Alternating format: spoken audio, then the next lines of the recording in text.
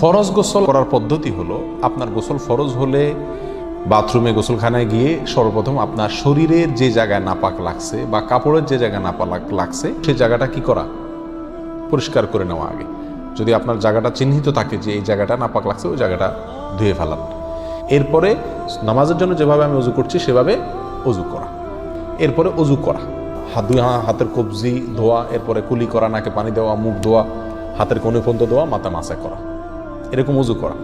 অজু করার পরে এবার আপনি গোসল করেন। সেটা শাওয়ার দিয়ে আপনি মাথার উপরে পানি ঢেলে হোক আর আপনার মগ দিয়া হোক, যেভাবে হোক আপনি গোসল করেন। গোসল করা শেষ হয়ে গেলে, গোসল করে যখন বের হয়ে যাবেন, তখন যাওয়ার আগ দিয়া ওই যে পাও ধোয়া বাকি আছে অজুর, যাওয়ার আগ দিয়া পায়ের ওখানে পানি ঢেলে টাকনো পর্যন্ত পা ধুয়ে ফেললেন, বাস গোসল হয়ে গেল।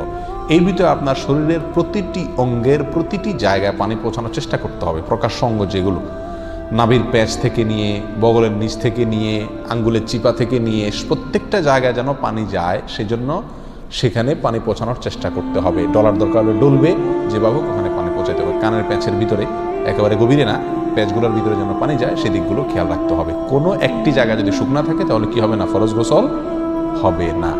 অতএব পরিপূর্ণ শরীর যাতে ধোয়া হয় সেদিকটা খেয়াল রাখতে হবে। নেল পালিশ ইত্যাদি বা কোনো রং টং ইত্যাদির কারণে যদি কোনো আবরণ থাকে শরীরের উপরে, তাহলে সেগুলো সরা নিতে হবে, তা না হলে কি হবে না, ফরজ গোসল আদায় হবে না। কথা, প্রথমে শরীর এবং কাপড় থেকে নাপাকগুলো ধুয়ে নেব, এরপরে অজু করব পূর্ণাঙ্গভাবে, পাও ধোয়া বাদে, এরপরে গোসল করব। আর বের হওয়ার সময় দোনো পাও টাকনো পর্যন্ত ধুয়ে তারপর বের হয়ে যাব। এই গোসলের সাথে আমার অজু হয়ে গেল। এই গোসলের পরে আর কি করার দরকার নাই, অজু করার দরকার নাই। অনেকে গোসলের পরে অজু করেন, এটা কোনো প্রয়োজন নাই। তবে কেউ যদি গোসল করা অবস্থায় তার পেশাব চলে আসে, অনেকে আছে পানি স্পর্শ লাগলে পেশাব বেশি আসে, তো গোসল করা অবস্থায় যদি তিনি পেশাব করে দেন বা অজু ভঙ্গের কোনো কারণ তার ভিতরে আসে, তার বায়ু ছাড়লেন, তাহলে তো সেক্ষেত্রে অজু যেটা শুরুতে করছিল ওইটুকু তো আর নাই।